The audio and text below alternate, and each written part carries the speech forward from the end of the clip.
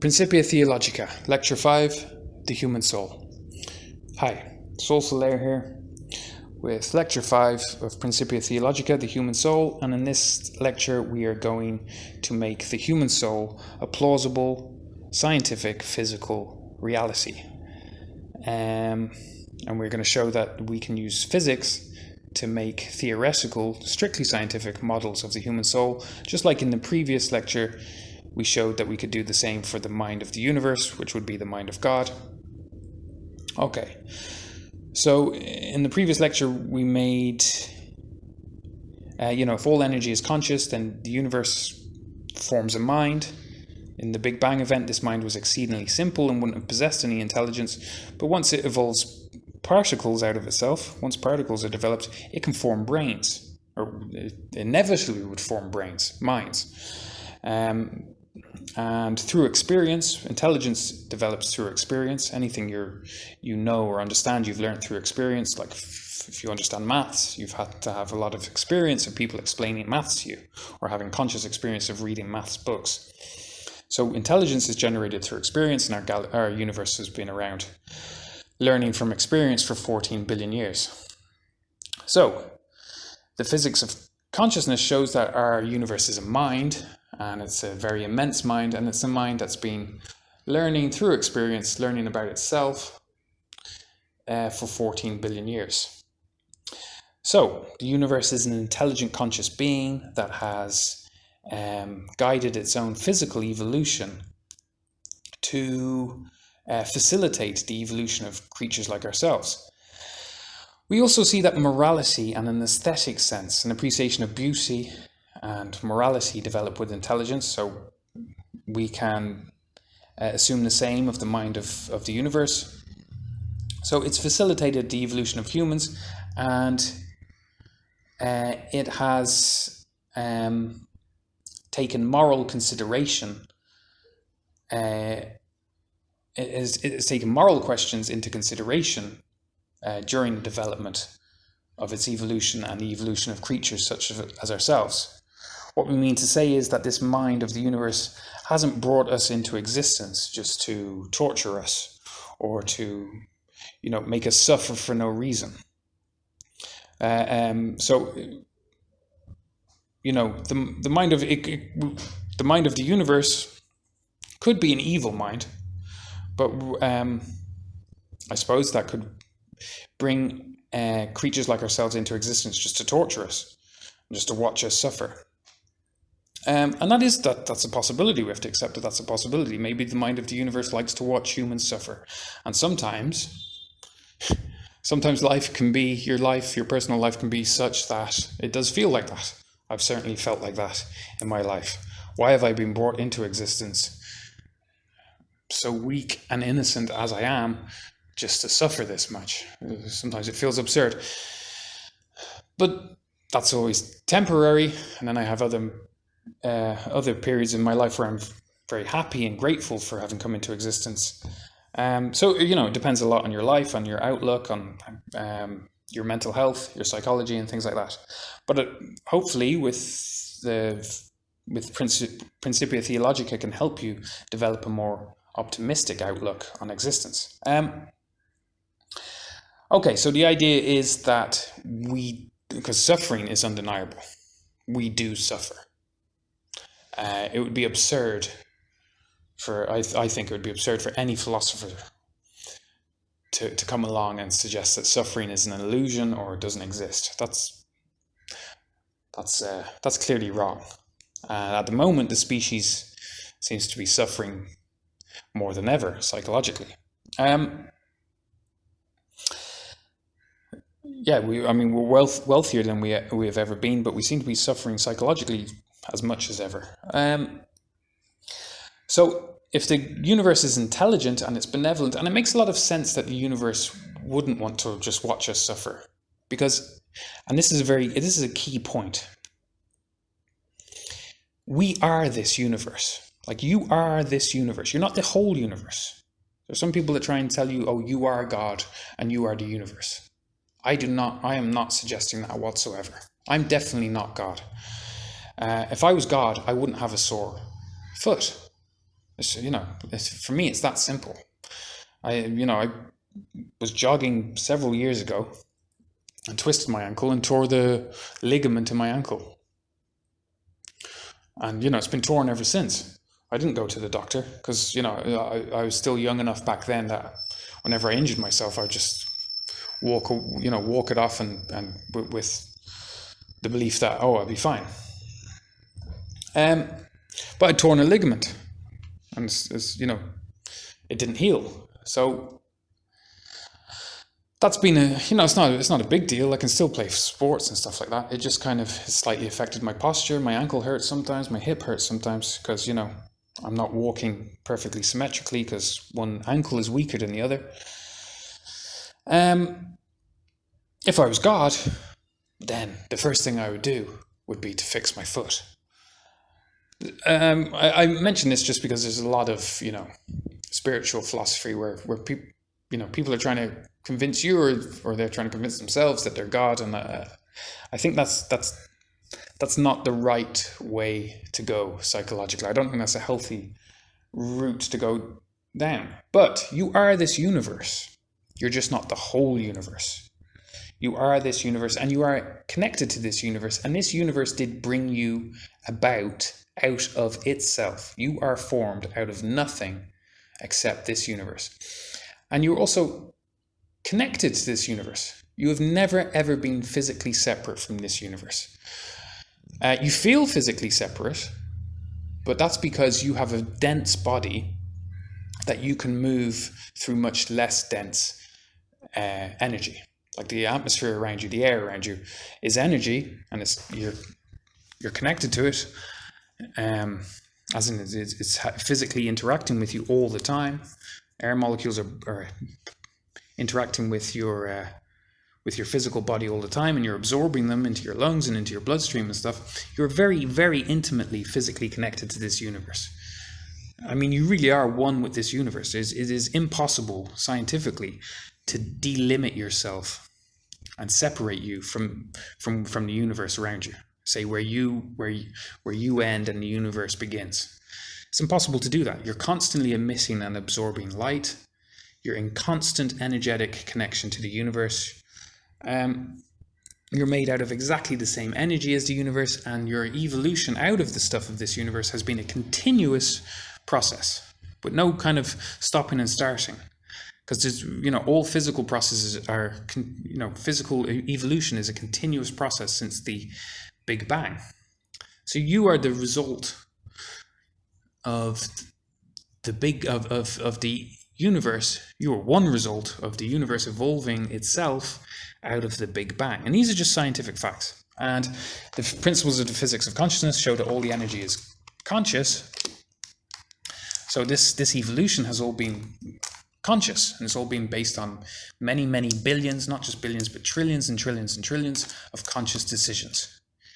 Each part of the universe is in conscious control of itself, just like you're in conscious control of yourself, and the configuration of the universe is decided by the universe itself with limited free will. Okay, so it would be very strange if the universe created creatures out of itself, which are connected to itself, just to torture these creatures. That would be very strange. Why would you create something out of yourself, evolve something out of yourself just to torture it? So the idea is, and this is a very ancient religious idea. It's not. This idea isn't scientific or original to me. It's a religious idea. The idea is that your suffering has some meaning. There's some point to it. And what is it? What is the point of suffering? Education, basically. Education and evolution. Okay, so that's the point in suffering. You're not just suffering for no reason. Obviously, if you're an atheist, then you are suffering for no reason. If you're an atheist and your life sucks, then you're just, let's say you're unlucky and you have just a really crappy life, full of suffering and sadness and things like that, and you're an atheist, well then all that suffering is for no reason.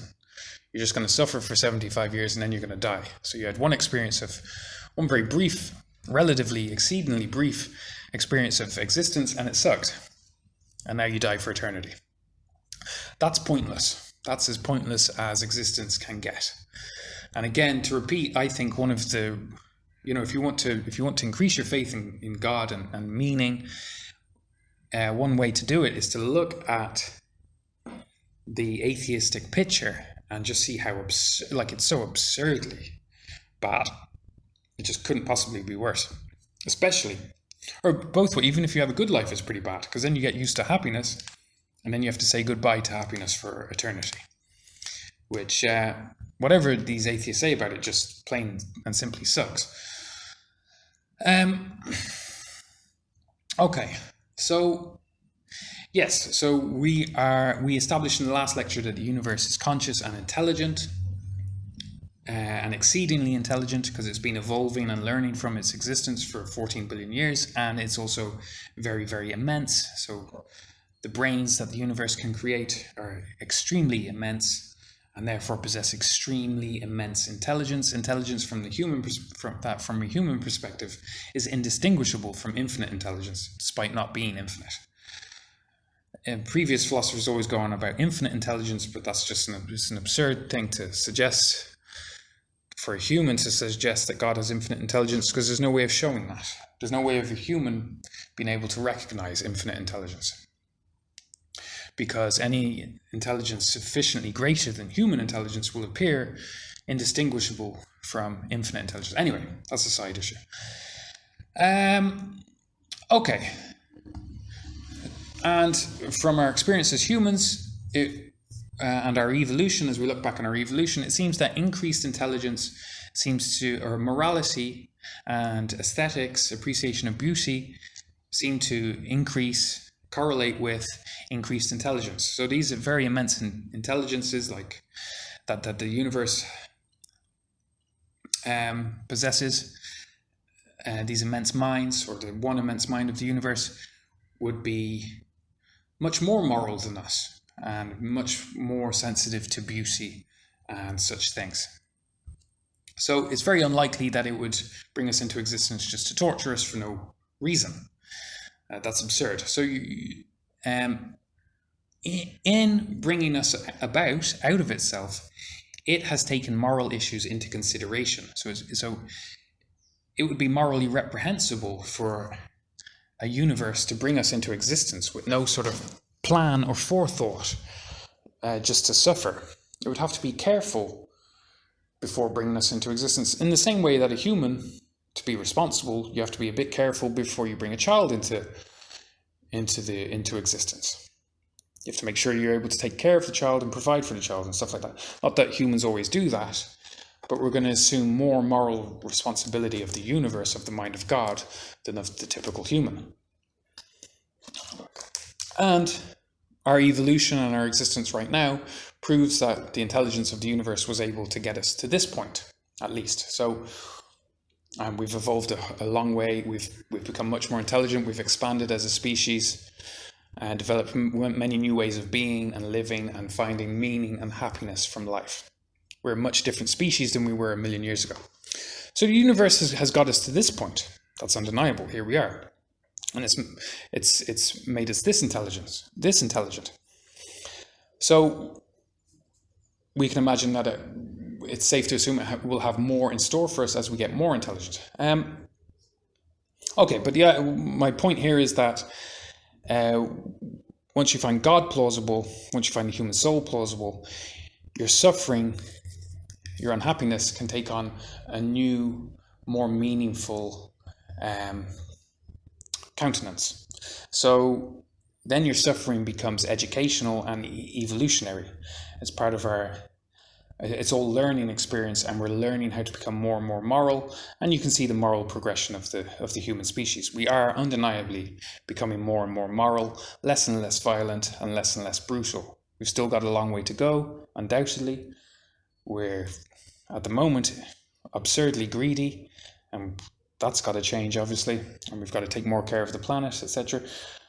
But we're a much better species than we were, for example, in Shakespeare's day. We're more civilized, we're more moral, we're less brutal. When Shakespeare used to walk across the River Thames, there were heads on sticks. People had broken the law, their heads were chopped off, and their heads were put on sticks, and these sticks with heads on them would line the bridges of the Thames to dissuade other people from committing crimes. So that's only 500 years ago. That's a lot of moral progress. We would find things like that, at least in the first world. I think all over the world, we think that's going too far. We're less brutal than that. So you can, and Steven Pinker wrote a great book that shows the moral evolution of the species and how we are getting dramatically less violent and less brutal as time passes. Okay, anyway, I've got a little bit off topic there, but that's fine. Let's talk about the soul now. Okay, so we talked about God in the previous lecture, made the mind of God a plausible scientific physical reality. Now we'll do the same for the human soul. So we've got to establish the main principles of a scientific soul. Until now, science, real conventional physics, theoretical physics, has never touched the soul. Why?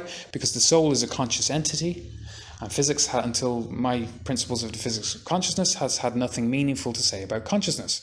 So it's had nothing meaningful to say about souls or God, because it's had nothing meaningful to say about consciousness, and God and souls are conscious entities. Okay, so until now, the soul has been a magic thing. It's been magic. Oh, it's just like, maybe you have a soul. What is the soul? It's my spirit. It's kind of within me. What's it made of? No one knows. It's been a magic thing. And here's the problem. If you've received a scientific education, you can't believe in magic anymore. You can try to. You can want to believe in magic. You can want to believe in a heaven in the clouds and a magic, soul.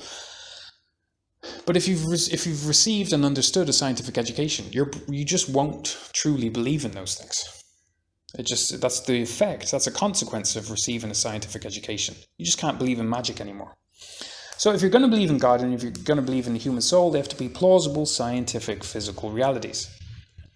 So let's and also our model of the soul. So another requirement has to be a plausible scientific physical reality. It has to also reflect your experience of existence. Okay, so the model of the soul that we construct has to align with your experience, your conscious experience as a human. So now we can start defining the essential characteristics of the physical human soul. First of all, if it's to be a scientific model, the human soul must necessarily be formed out of the normal, regular physical energy and particles of our universe. So that is energy and protons, electrons, neutrons, or quarks, whichever, but the basic energy and particles of our universe. Because according to science, that's all anything is formed out of. So if the soul exists according to science, if anything exists according to science, it must be formed out of energy and particles. So the human soul, if it exists according to science, is formed out of energy and particles. And that's fine. So what I'm suggesting to you is that within your central nervous system, somewhere within your central nervous system is a formation of energy and particles that is your soul, your physical soul. And that this soul does not die with the body. At the point of death, it leaves the body. Okay, and we'll make that more plausible in a few moments. So it must be made out of energy. And then the principles of the physics of consciousness have shown that all energy and all particles are conscious. So this is why your soul is conscious. And all the conscious experience of your body is being centralized to your soul by your central nervous system. That's why it's called your central nervous system, because it centralizes the experience of your body to a single center of consciousness. And at that point is your physical soul, which is witnessing all the conscious experience of your physical body and sharing in that conscious experience, and is also witnessing what you're seeing and what you're hearing. So I'm speaking now, which is, my words are vibrating your eardrum somehow via speakers or headphones. And then, the whole mechanism of hearing is transmitting conscious signals to your center of consciousness where you are consciously experiencing my words. Okay, so for the soul to align with your conscious experience, it must be individual. It must be individual.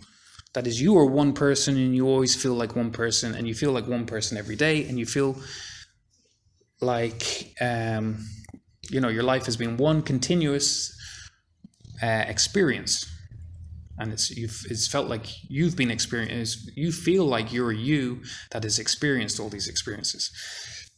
And the great thing about my physics of consciousness and my theories is that they actually align with your conscious experience of reality, which is great, because of course you don't want a theory that doesn't actually correspond to what you actually experience every day. You experience every day being an individual. Okay, so your soul must form an individual, singular center of consciousness. Okay, it must have a center of consciousness within it that is singular and individual and constant. It's always there throughout your whole life, embedded somewhere within your body. Okay. Now,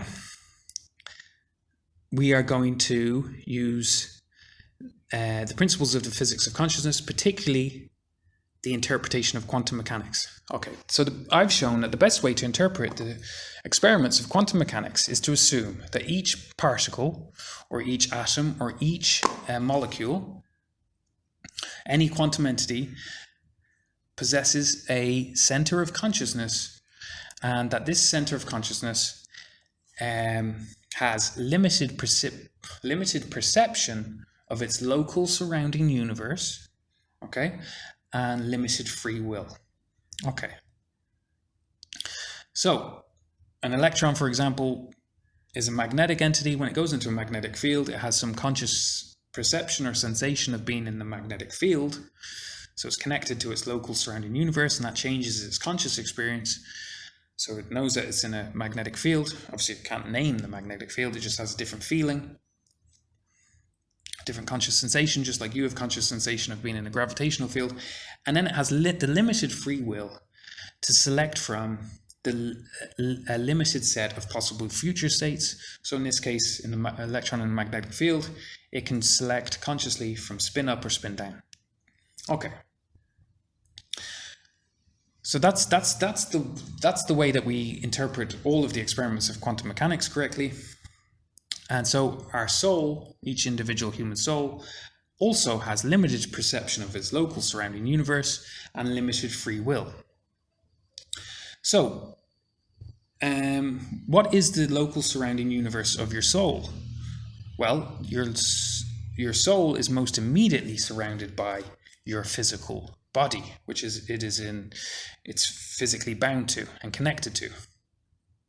Okay? And then, of course, your body is also connected to your local surrounding universe, whatever room you're in, for example. So your soul is at the center of your central nervous system. We haven't discovered yet exactly where it is, and it may not just be in the same place the whole time. It may be able to move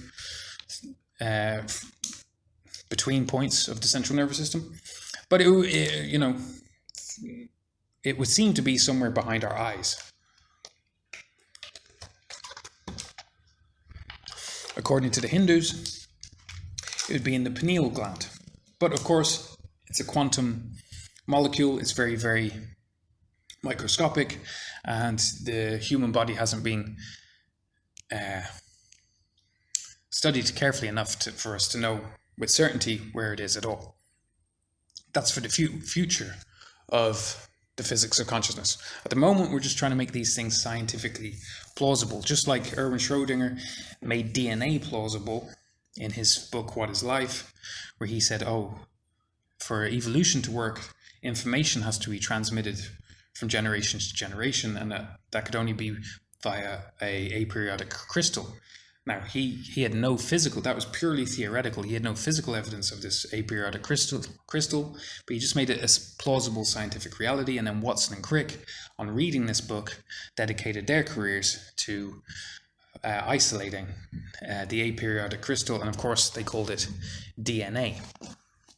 Okay, so your soul must be a singular, it must be a physical object made of energy and particles that possesses a singular individual center of consciousness, and it has conscious perception of your local surrounding universe, which is your body and, wherever you are, and has limited free will. Now, this aligns with your conscious experience of existence. Why? Well, because what do you do all day? You perceive things all day. You consciously perceive things all day from within your body. Via your central nervous system. And what else do? You make conscious choices between limited sets of possibilities. So you can choose, for example, to like or dislike this video, or to do neither. So there you have a limited set of possibilities. There's the little thumbs up, there's the little thumbs down.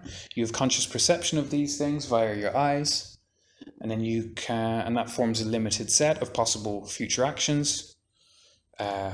Click like, click dislike, or don't click anything, and you can choose.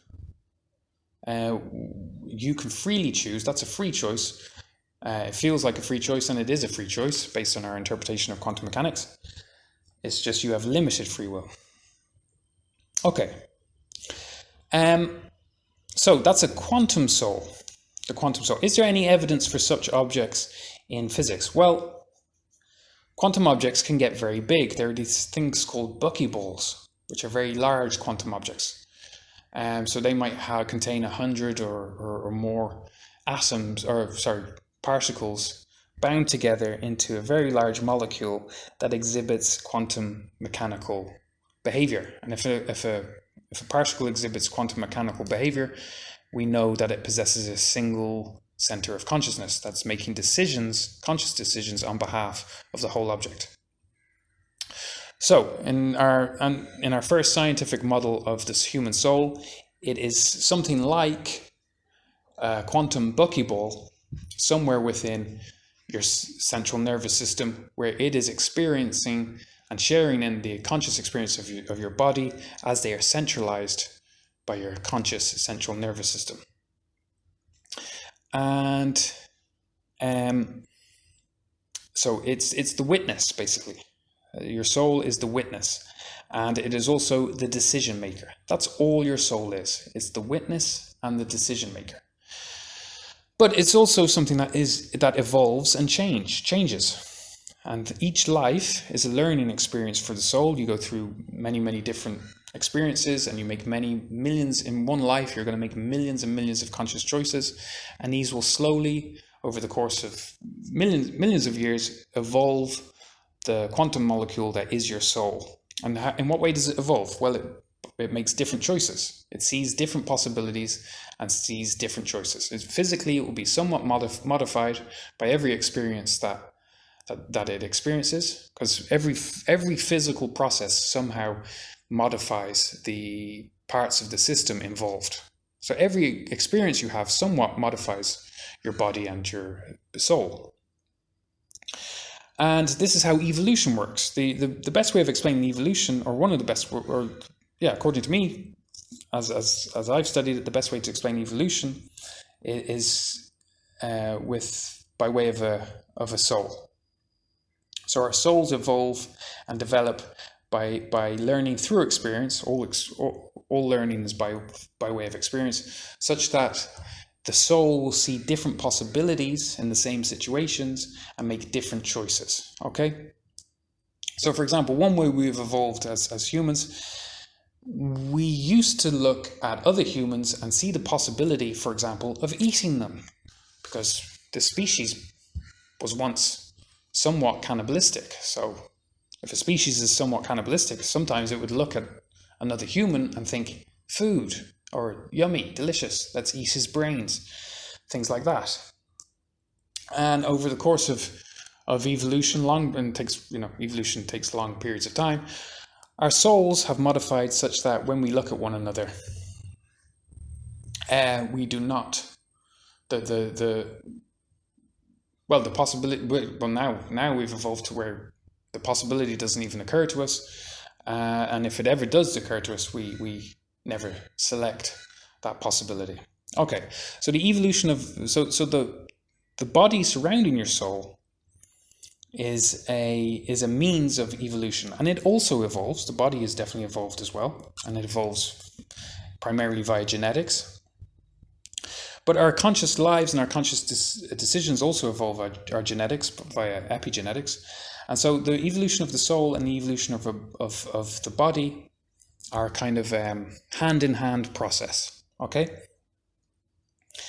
But our moral development is most defined by the evolution of the physical soul, which is the physical part of you, the physical collection of energy and particles that is the singular center of consciousness that is perceiving. So perceiving whatever you're perceiving now consciously, hearing my words is part of your perception at the moment. And it also makes the choices. So you can see how this reflects your experience of life. You spend all day just seeing, hearing and feeling things and then deciding how to react. So your soul is connected to the local surrounding universe, physically connected to the local surrounding universe, and depending on the local surrounding universe, possibilities are set up. So as I suggested earlier, you have the possibility now of clicking like or dislike. That possibility depends on the physical configuration of the world around you. It requires you to have your computer there, and the mouse so that you can click, and your hand, and your eyes so that you can see the two thumbs. But then your soul, your singular center of consciousness makes that decision. And as I showed in my interpretation of quantum mechanics, this limited free will, this ability to collapse the wave function and to make decisions is intrinsic and fundamental to the energy of our universe. Okay, so little recap. The soul must be made out of energy, because according to science, everything is made out of energy. So it must be made out of energy and particles. It's just a very special configuration of energy and particles that has taken billions of years to evolve.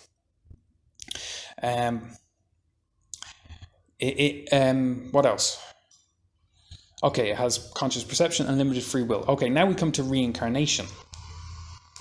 If the mind of the universe is a good mind and cares about us, then it won't just infinitely annihilate us, destroy us forever, and end our conscious existence forever. Why? Because we don't want that.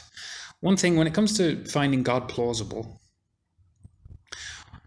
one thing you have to do at some point is to admit that you want to believe in God, and that you do not want life to be meaningless and to end eternally.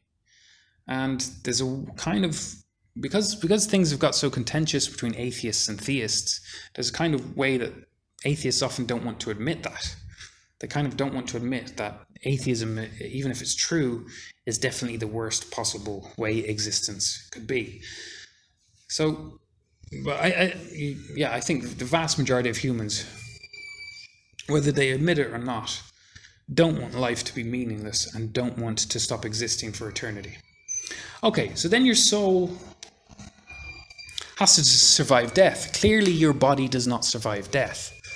It dies and then it disintegrates. So that can't be your soul. Your body cannot be your soul. Your soul must be within your body, because it's controlling your body, making the decisions, as I've explained. But it must leave the body at the point of death, because then the body disintegrates. And your soul can't disintegrate, because that would be the end of your existence. So it's a bit like a fighter jet pilot ejecting from a fighter jet. So we've invented that technology of an ejector seat from a fighter plane. So obviously in this analogy, your soul is the fighter pilot and your body is the plane. Your soul is inside the plane, controlling it, not totally controlling it. Some of the behavior of the plane is controlled by the plane itself, but a lot of the behavior and the chief controller of the plane is the pilot, and he can eject when he's in danger. Now, us humans have invented that technology, so all you've got to believe is that the very immense mind of the entire universe, or it doesn't even have to be the whole mind of the universe, it could just be the mind of the sun. The sun would be a very immense mind in the sky that has been playing a conscious part in our evolution. It's undeniable that the sun is essential to life on Earth, and According to my theory, it's a conscious entity and it would possess very immense intelligence, and it would be playing a part in the evolution of life on Earth. And it would just have to be intelligent enough to come up with ejector seat technology for the soul. And we came up with that technology, so surely a much more immense mind could. So your soul, once the body starts to fail, or once it's in any extreme danger, the soul detaches from the body. Now, this is made very plausible by quantum mechanics, because in quantum mechanics, quantum mechanical particles exhibit what is known as wave-particle duality. That is, in the same experiment, at some points, a quantum particle will behave like a wave, or a quantum molecule will behave like a wave, and at other points in the same experiment, it will behave like a molecule.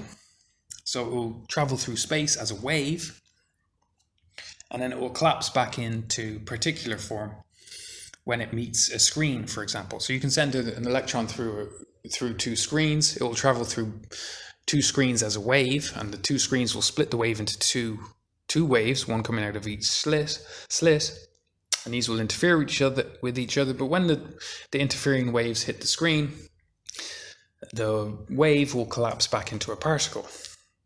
So the basic energy and particles of our universe are capable of this. This makes a soul very plausible. It's a quantum molecule somewhere within the body. If the body is in any grave danger or dies, the soul detaches from the body and travels away from it in wave form. Okay, and at some point, and now we're not going to go into details in this particular lecture, because I've already been talking for 36 minutes, but in a future lecture I will give more detailed scientific models of how the human soul works. But it travels away from the body in the form of a wave, and then somewhere, and then it can reattach to a different body, not necessarily immediately, but at some point, definitely not necessarily immediately at all. But at some point, human fetuses would be like antennas. They would be attractive to human soul waves, which would then collapse back into the new body, into the new fetus within the womb at some point. So certain miscarriages will be the result of no soul collapsing into a fetus in time, and so we've evolved a mechanism. If a soul doesn't collapse into a body soon enough, a miscarriage takes place, for example. Okay, so that's quantum reincarnation. That's making reincarnation a plausible scientific reality. Okay, it's not a detailed model. Of course, these models have to be developed in much more detail, and then they can be empirically verified through observation. But the first thing science has to do to treat God and the human soul is to find it plausible, which is what we're doing here. Okay, so it's a quantum molecule capable of wave-particle duality.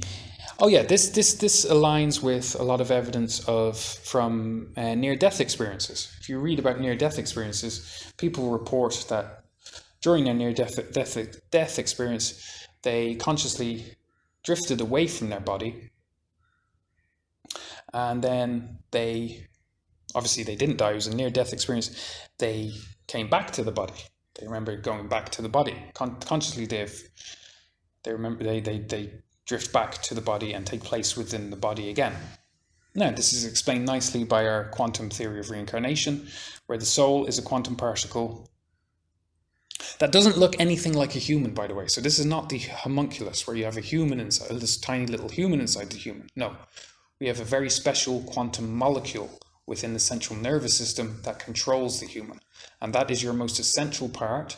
That is the part of you that makes your decisions for you and is the witness of all your conscious perceptions and feels things like love and joy and those most basic and fundamental feelings. So what else? There's a lot to say. I mean, yeah, I'll have to give a whole nother lecture going into much more detail to flesh out these theories. I just want to make it a plausible scientific reality, because till now scientists will say, oh, there's no scientific evidence for souls. Science proves that souls don't exist. Well, that's just not true. It definitely has not proved that they don't exist. We have not examined these things in enough detail yet, and we haven't known what to look for because soul hasn't been a plausible scientific reality. Now it is. So, a few other things. This is why we don't have memories of our previous lives, or an explanation of why we don't have memories of our previous lives, because memories aren't stored in the soul. Memories are stored in the brain. And you can check this. Your soul, and this is where meditation becomes really important, to confirm these theories for yourself. You can use meditation to confirm these theories for yourself. For example, memory. You can think of a memory now. You can that's an interaction between your soul and your brain, and your soul connects with memories. Your memories are stored in your brain. They're there all the time. But your soul has to choose to go and consciously inspect them. And then you can recall them and have conscious experience of the memories as they are written into the conscious neurons of your surrounding brain. So your soul is at your center of consciousness, which is surrounded most immediately by your brain. It's the most immediate surroundings. And it can consciously connect to different parts of your brain. That's why when we use brain scanning technologies, different regions of your brains light up when you're doing different things. So when you're considering a memory, the memory regions of your brain light up. That's your center of consciousness connecting to the memory region of your brain and energizing that particular region of your brain so that you can consciously consider whichever memory you're considering. Okay, so this is why we don't remember our previous lives, because our memories are stored in our brains. And clearly, when we die, the soul leaves the brain behind. It was within the brain, a physical molecule within the brain, that leaves the brain behind, and you lose your memories. That's why each new life is a fresh start. However, your soul was modified by the previous life. So you are likely to, let's say you live one life where you make certain decisions and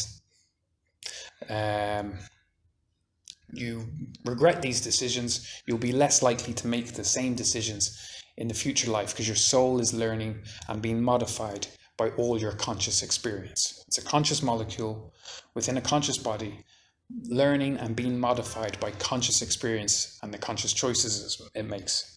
And this takes a long time. It takes a very long time for the human soul to change, which is why evolution takes so long for us.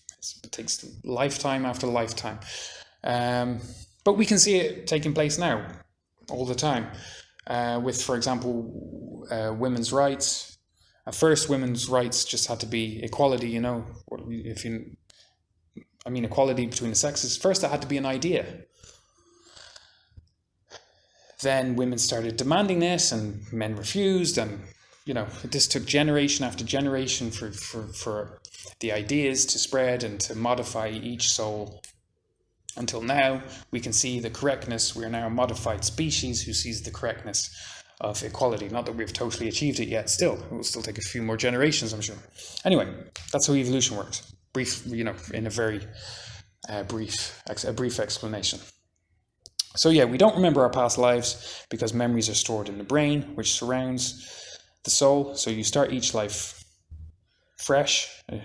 And here's to make this more plausible to you still, I definitely advise meditation. So in meditation, you can see how the brain is not you. It's very intimately connected to you. One good way of thinking of it is like an atom. So in an atom, you have a nucleus in the center. The nucleus is your soul. It's conscious. Quantum mechanics shows that a nucleus is conscious and makes decisions about where the atom will land on a screen, for example. So it's making conscious selections and it has conscious perception of its local surrounding universe. But then the nucleus, which is the soul of the atom, is surrounded by, it can be, not always, but it can be surrounded by numbers of electrons. And the electrons are conscious entities as well. And when an electron is bound to a nucleus, it's an intimate physical and conscious connection to the nucleus, but they're still separate conscious entities. And the electrons around the nucleus form the body surrounding the nucleus, that is the soul of the atom. This is an analogy. Okay. So, and the nucleus can disconnect from the electrons. Or you can strip the electrons from the nucleus, and then the nucleus is left behind. And it's, so the nucleus will have had the conscious experience of being a nucleus, and then it will have a conscious experience of being, collecting electrons around itself, and that will change its conscious experience. It will definitely feel different. It will feel heavier, and it will accelerate less quickly because it will have the extra weight of the electrons. And then you can strip the electrons away from the nucleus, and then it's just a nucleus again. And of course, it's a quantum object, so it has wave-particle duality, where it's traveling as a wave and then collapsing as a particle. Your soul is the same, but it's exceedingly complicated. Atoms came about in the first, in the first few million years of the universe. A very early universe, we had atoms. So and now we have humans. That's taken 14 billion years of evolution, where the evolutionary trend of our universe is towards more complexity. So you are at the peak. A human is at the peak complexity of terrestrial life. So an atom is an extremely simple construction, where a human is a much more complex one, but your soul is like the nucleus, surrounded to and chemically and physically connected to your surrounding physical body. Okay? And then it can separate from the body and continue its existence whilst the body disintegrates, and then it will attach. So it will travel away as a wave-particle duality, and attach to another body and begin a new life. And this is how evolution progresses. And this is why you're so used, like I'm 37. If this was my first experience of existence, I should still be in shock to find that I'm a human and flying around on a rock, around a ball of fire, around a black hole. Like it's exceedingly shocking, and yet we're just very, very used to existing. Which would make sense if if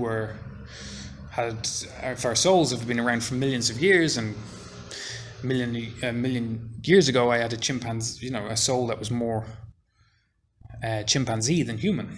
And through all the lives that I've lived since then, it's refined my soul into a human soul, capable of piloting a human body. Okay, so you can see now this will take some getting your head around, because it is pretty amazing, but then human life is amazing, existence is amazing, all the stars and the galaxies and all of this is really, really shocking and amazing. But you can see these. I haven't said anything scientific or mysterious. These models can all be developed rigorously scientifically using theoretical physics, which is what's important and amazing about them. Oh yeah, so when it comes to meditation, you can prove that your brain is not you. Lie on your bed. First of all, put your consciousness in different parts of your body, and that proves that your entire body is conscious, which is explained by the fact that all energy and all particles are intrinsically conscious. And then close your eyes and just observe your brain. Become the witness to your brain. The thing about humans is our brain throws up continuous suggestions of things to think about and things to do. And we naturally are very bad at resisting engaging with these things. Our brain says, hey, think about this, the way you were insulted by your boss yesterday, or something, whatever you're dwelling on these days. I have no idea. Or think about, that hot girl that's, whatever you're dwelling on. And your brain throws up these suggestions based on previous experience, because previous experiences get written into your brains. Previous experiences get written into the memory centers of your conscious brains, and then your brain has evolved this ability of throwing up suggestions for things to think about. So, you can you can lie down and meditate, and you can consciously become the witness to your brain. As in, you can just watch it throwing up suggestions, and you will see that the suggestions that it throws up aren't coming from you. You're not the source of these suggestions of things to think about. Now, your previous experience, they're connected to your previous experience because your previous experiences have modified your brain. But let's say you're thinking about the new hot girl at work. You don't choose, or you're thinking about how your boss insulted you. You know, you've got these couple of things on your mind recently. You won't choose which one to think about at any given time. Your brain will kind of say, oh, remember this? Oh, and if you ignore it, it will then say, oh, remember this? And then what happens is it's up to you to consciously choose to engage with those things. And once you engage with a part of your brain, with a thought, you can start controlling, you play a conscious part in controlling the direction that your stream of thought goes, which all involves modifying the configurations of the conscious neurons of your brain. But you can see if you meditate that your brain has evolved this function of just constantly throwing up relevant things to dwell on, things that are relevant to your most recent life. And yet the more you meditate and the more that you practice this witnessing, the more you will notice and realize how your brain is a separate entity that you're not in control of, that you are, it's throwing up its own suggestions based on previous experience that then you choose to engage with. And then you can take conscious control of your brain. It's a tool, the brain is a tool that we utilize by making choices with it. We choose this thought or that thought, and then we consciously and intuitively steer our thoughts in whatever direction we want to go in. So you can take control of your brain and engage with it consciously and become somewhat one with it, but it is not your actual self. Your actual self is separate and can witness your brain and can witness the functioning of your brain, or your mind, maybe I should say, which shows that's not actually you. What are you? You are surrounded by your brain. You're at the center of consciousness of your whole body, which is within your central nervous system, which is why it's called a central nervous system. It centralizes the conscious experiences of your entire body to one central point. And at that point, and this point isn't necessarily a static point, maybe it can move, maybe it can change location. That's perfectly possible as well. But there is a center of consciousness, and within that center of consciousness is a quantum molecule, a very special quantum molecule that has been evolving and experiencing and learning from its experience for millions of years. And that is your physical human soul. Okay. And so it's made of energy and particles. It has wave-particle duality, which allows it to gives it the ability of reincarnation, to detach from your body and reattach to or attach to a new body, a new fetus. It has conscious perception of your local surrounding universe. This is why you can see and hear around you, and it has limited free will. This is why you spend all day making conscious choices from limited sets of future possibilities and actions, possible future states and actions. Yes, that's what it is. You choose between possible future states and actions, clicking like or dislike, or to get up and go for a walk, or to take a drink. Okay, so that's the most basic principles of the scientific physical soul. So it's not a little human inside yourself. It's not a homunculus, not a little human within the human body. It is a special, elaborate quantum molecule that's been evolving over millions of years and learning through experience. This is why you're so used to existing, and why being a human and existing comes so naturally to you, because you've been doing it for hundreds of thousands of years, and before that you were something more like a chimpanzee, and before that you were, and then you can trace the evolution backwards. All of these mammals involved a soul that has been learning from its life experiences in all these different lives, and it's this learning that is the main driving force of evolution on the planet, and how we're getting more and more intelligent. So the soul, what can it do? It has conscious perception and it makes choices. That's what's most essential about you. You have conscious perception and you're connected to your local surrounding universe, and the nature of your local surrounding universe creates possibilities. So I'm sitting down now, but my body, my physical body and the room around me make it possible for me to stand up and walk around. So me being within my local surrounding universe creates possibilities, and then I can choose to instantiate those possibilities or not. Okay, so your memories aren't you. They're separate to you, but you can choose to peruse them consciously because you have them stored in your brain. This is why things like Alzheimer's aren't as tragic as they appear, because you think that the person is kind of deteriorating. Well, no, just their physical mind and memories around their soul is deteriorating. And they kind of their soul gets kind of locked within their destroyed brain. But then at the point of death, their soul will free itself from, detach from that body with its damaged brain, and will begin a new life. So this is a way of seeing things much more hopefully. As in, something like Alzheimer's it's still a tragedy. It's a tragedy for this particular life, but this is one of many lives where in your eternal existence, your divine existence, each life is more like a day. Okay, so things that happen in this one particular life can still be exceedingly tragic, and I don't mean to, what's the word? I don't mean to, you know what I'm trying to say, don't you? I don't mean to make light of tragedy in this life, but it becomes less totally tragic in the context of this being one of many lives, and that someone who does suffer from Alzheimer's, they only suffer for a temporary period of time before their soul frees itself from their damaged brain and begins a new life. Okay? So that's why I'm saying it's a very hopeful way of viewing the universe.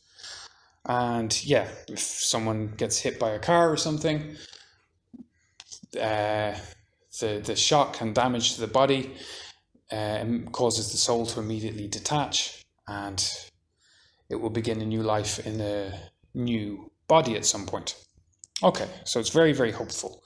So those are the most basic, most important and fundamental principles of the scientific physical soul, made out of energy and particles, wave-particle duality, conscious perception, and limited free will. So that's what you are.